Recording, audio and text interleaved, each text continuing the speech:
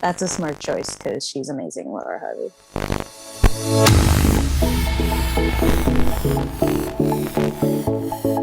Gotham FC versus OL Reign. Romel is here with his OL Reign side to it, but Gotham FC take away the win here, 1-0. We also have Sarah joining us, who was at the stadium, and she is also the co-founder of one of our organizations known as Atut, where she works with marginalized girls in Nepal to help them with soccer sessions and education programs. She'll tell you more about that.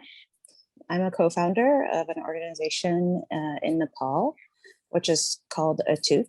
And Atut in the Nepali language means unbreakable. So anyhow, my co-founder, he is from Nepal, and him and I worked together in rural India 8 years ago in Jharkhand. And we just found that there are very few opportunities for girls in rural areas. However, what we discovered is when you do give girls opportunities and you give them like long-term development programming, they really thrive and they stick to it and they become empowered in their own ways within their own communities. So I worked in like sport for development for 8 years after, and finally I just decided I wanted to have my own nonprofit doing it. So I called him and I asked if he wanted to do it in his country, which he said yes. So anyhow, we use soccer sessions, extra education classes, and life skill workshops, plus positive mentorship to empower rural marginalized girls in like very southern part of Nepal, which is along the Indian-Nepal border. A lot of like our participants, they're very much, they're from like very marginalized castes and class systems down. Like that's what unfortunately they're a part of. We do have a lot of girls who are like Dalits and Madeshis. So these are like in Nepal, the lower castes. So they don't have hardly any opportunities down there. And unfortunately, child marriage, human trafficking, and early school dropout are very prevalent in their lives. So essentially, we're working in a small little village area in this district called Kepalvastu. And yeah, before COVID struck, we were doing daily sessions of football or soccer and education and life skill workshops with them. And hopefully that will start again when things get better. Awesome. That was so eloquent. But getting back to the NWSL game, Sarah, welcome to the NWSL Rewind on She Talks Ball. We're glad to have you here. What was your weekend like? Oh, exciting, hot. I'm gonna first say it was really hot. Nothing like 40, 45 Celsius in India, but hot for New York. And so we're talking 90 degrees, about 33 Celsius for you guys. It was hot, but the atmosphere in Red Bull Arena was lightning. Like, yes, obviously there are some of the most amazing players on the field from all over the world. So there was a little bit of cheering going on for OL Reign, I would say, especially for some of their superstar players. But Gotham has a really good fan base, like a solid fan base, and their Cloud9 fan group is fantastic. They never stopped. They were always going. And like, I was on the direct opposite side of them behind the other goal. And like, I just kept stomping my feet and like patting the back of the chair next to me. Cause it was just really like, it was fun, So the atmosphere was amazing. I would say that Gotham creates a great game day atmosphere. I have to admit, I'm a little bit jealous listening to that, just because we're still all in lockdown here. We haven't gotten back to live stadium attendance yet. But yeah, Romel, go ahead. Just like a quick question is, what's the attendance percentage allowed currently at Gotham? So I'm not from this area. I'm actually here on like working vacation because I needed a break from where I'm from back home. So my friend invited me here. I can't be sure, but I think I want to say right now it was 75% capacity allowed. Right. But I'm really not sure. I think that I'm not the best person for that. No, I mean, it's a significant percentage. I don't think it was like a small one. It was like 20%. No, I think just like the last weekend, they just made it even more open. So, yeah. That's fantastic. That's fantastic. Obviously, getting to the game, you attended in person. Is it different to watching on TV? Is it just bigger, everything in person? Yeah, I think one of the things I've always thought about being at a match in person, from what I've seen throughout all the matches I've attended throughout the world, you see the pitch so much better, obviously, because you see it all as opposed to what the cameras are showing. But I never realized how much more these players are working off the ball, because you just don't see it on the camera angles that you're given on the television. But when you're in the stadium and you see how much work they are putting in with their movement, with how they take a break and make a break towards this way or that way. I mean, it's actually really humbling to see how much more work they put in than I guess the viewer will ever know. And you can see how the game plan is being set up much more than what you would ever see on television as well. So that's something I really enjoy when I get to go to the matches in person. Yeah, that's so interesting, because on TV, we usually only see the successful breaks, but I'm sure, away from the cameras, there are a lot of people running up and down who don't get a pass and then sort of come back and start their run again. So that's really interesting that you mentioned that. Romel, getting right to the football, you watched the game as well on Twitch. What was the football like? Oh, it's. I think the match itself was pretty exciting. There was, I think, again, we saw like very significant sort of styles, sort of individual to both these teams. We saw what was happening with the flank play from the rain, where for a large chunk of the game there was fluid that was just like kind of thrown up front, and there was like support that kind of came in from much deeper from the side. But that was where the game was being played at. Whereas with with Gotham, for example, what they were trying to do is that it was very defensive on the flanks while they were trying to stymie those attacks. I mean, definitely with a lot of focus on the Pino, of course. But when they did sort of get the ball, when they did have possession, they sort of moved infield. It sort of went through. There was a lot of play from Sudanli and Mitch first kind of going through the middle of that field in terms of how they were trying to attack. So uh, and then of course also in terms of how you saw both teams sort of come into defense, where the rain sort of held a certain possession in the field, where they were like determined to sort of make sure that that's where their blocks began, for example. Whereas Gotham was a lot deeper, and they were sort of focused a little more in terms of trying to stop the movement rather than sort of create a block. So there was like these very interesting details in terms of how the play happened. Just in terms of the goal, it is pretty heartbreaking that it was Iffy who scored that, and pretty embarrassing at the end of the day. But of course, that was, I think, one miss from Dedrick, for example.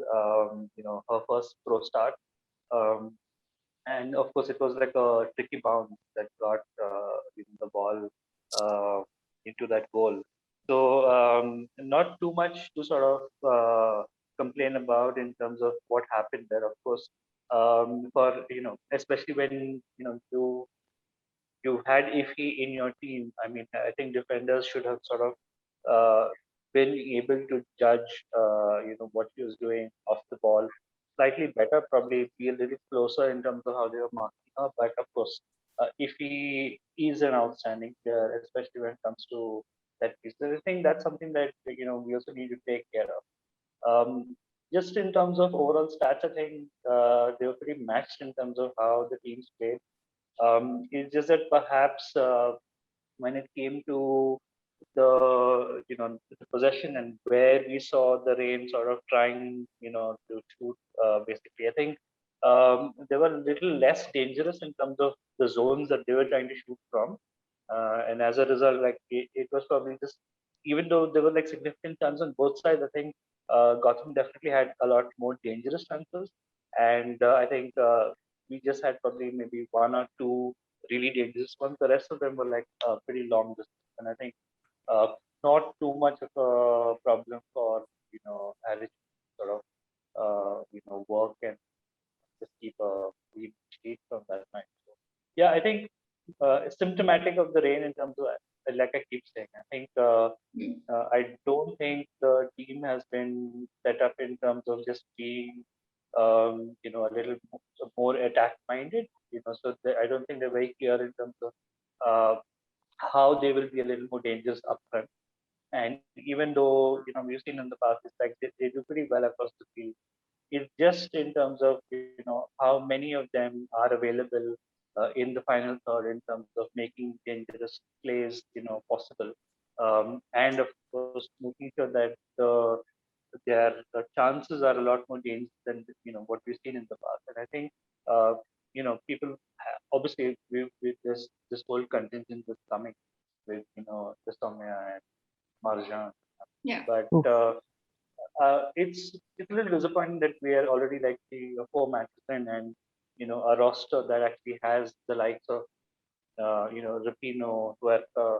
Uh, I mean, even though Pruitt probably she's been around, she's been with the NP, one of the most dangerous teams around. She's got quality. We've got Rose now, for example. That is a dangerous roster, and it's very disappointing to see where we are currently in terms of the points that we managed to accumulate. So just that's my final note. I think it's like pretty disappointing. I think we should expect better. I would say as fans, and I'm just hoping that maybe these roster additions sort of help. Player of the game for me, I would actually say very interesting in terms of what I saw on field is that I think it was like a brilliant note for Gotham to actually bring Sodam Lee for this game, because there was so much that happened through her, and just the way she was able to control the ball, keep it safe, ensure that the flow was right, that they were actually attacking with the right pace, with and her passes were always safe. You could, I mean, they were attacking passes, but you were just making sure that her passes were two players that were not in,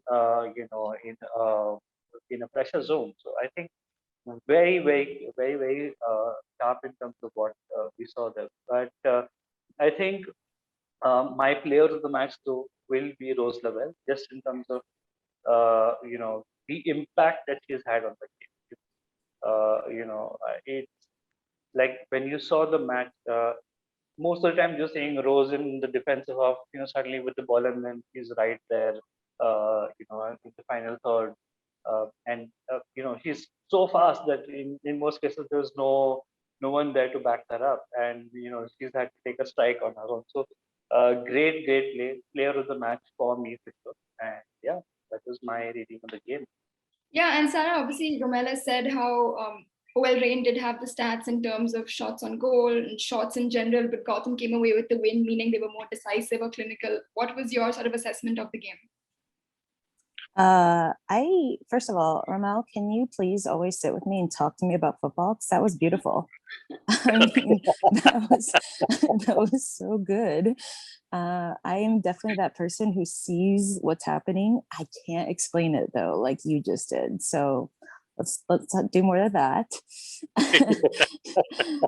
But in terms of the match and how it came out, I feel I was seeing an indecisive Reign team, in my opinion, with what they were doing. From my point of view, I saw a lot of frustration that you might not have seen coming from Fishlock, which was, of course, no surprise there. But but legitimately, she was frustrated because there was some bad passing, there was not the right movement. Especially off the ball, the movement was not good enough. Even Pino was getting exasperated with a lot of the same issues that were happening during the field, during open field play. As for the Gotham side, like you said, like for me, Lee was the player of the match, hands down. She set the tone so well. She was always in the right spot to receive a pass to help a player out of a difficult situation and to touch it onwards to the next, and then get in a position to receive the ball back again if needed. And you're right, it was always clean, clinical passes that were safe. And she was always moving so well on and off the ball for me. So with that being said, I feel Gotham had more. I honestly, yeah, obviously possession was, I don't know what it was that game, but I'm guessing rain held possession. But I felt like Gotham had better possession and more team movement, more, you saw the buildup on that shot where I think it was Flores did not, she did not make a goal, but that buildup to get that shot off was unreal. And that's what you were seeing a lot of, especially in the first half. A little less in the second, which, that's fine. They're probably a bit tired, needed to bring on the subs. However, yeah, I think overall, I will say Gotham played much better as a team, easily. Their game plan was perfect for what they needed to do to shut down the rain, and the rain were frustrated from it.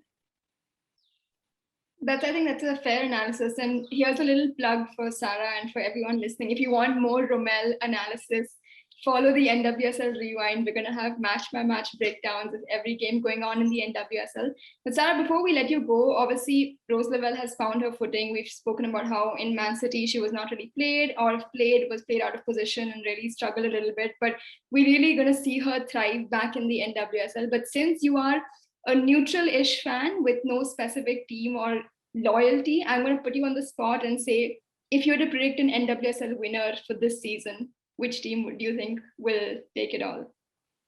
Oh, this is so tricky, because it's going to be, in my opinion, it's going to be the team that does the best during the Olympics, and has the best players who are not playing in the Olympics, assuming the Olympics happen.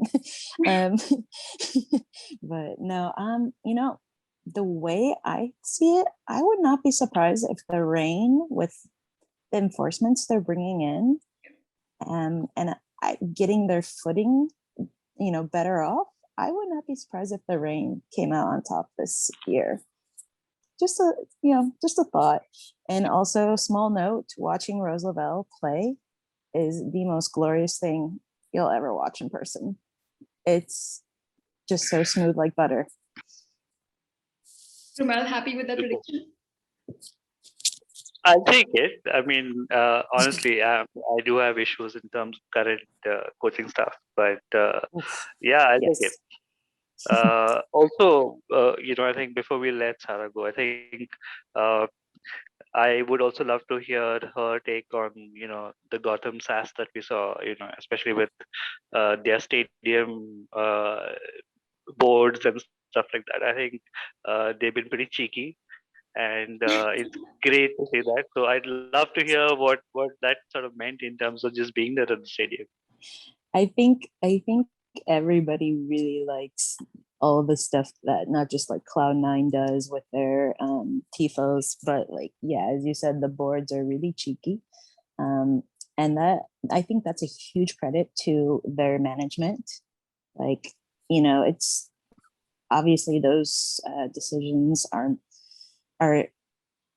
have to be made at the top level to get those things off the ground. But what I love about their management, especially Alyssa Lahu, she is truly open to every single piece of feedback, and she wants the feedback to reflect within their marketing strategies, with how their game day experiences are. She's really made in my point of view, a beautiful football culture within Gotham that makes the fans keep coming back. Last week, I was at the game last week, and their merch was nearly wiped out by halftime. Wow. I couldn't buy a scarf. I wanted to, but I couldn't. And it was impressive. So you can see so many repeated fans are coming to those games too. A lot of people I follow on Twitter are this is the best decision I ever made, was buying season tickets. So I'm very impressed with what Gotham has done, especially considering where they were a few years back to where they are today, it's phenomenal. And that starts with a strong, personable, and very open GM who's allowing this club to be reflective of the people who support it. That's great. I think halfway across the globe, we can feel the rebrand and the power that it's bringing. So I can only imagine in the city what kind of impact it's had on the people and the people who want a team to support, and obviously sport-loving people. So really, really great insight you brought us there. And thank you so much for joining us on this little segment. It's been a pleasure. And any final words from your side? I mean, just to add on to that, I took a friend of mine who I'm staying with, I took her. She's not a football fan. She's not a soccer fan. She likes sports, but she's never been to NWSL before. And she really dug it. And that's awesome, because that's, of course, what we want. We want more fans. I also took my old colleague. He's from India. He's from Haryana. And I took him to the match, and he was like in love. He's like, this is the best. I mean, he's a women's footy fan, but he was like, this is so great. So, I mean, there's just so much potential. You just got to get people there, and get them like repeatedly coming. And especially for those who've never been before, I think they will really enjoy. I think that's the perfect note to end this video on. So yeah, of course, here's a quick wrap of Gotham FC versus OL Reign. And we will see you in the next video. Thank you. Thank you, Sarah.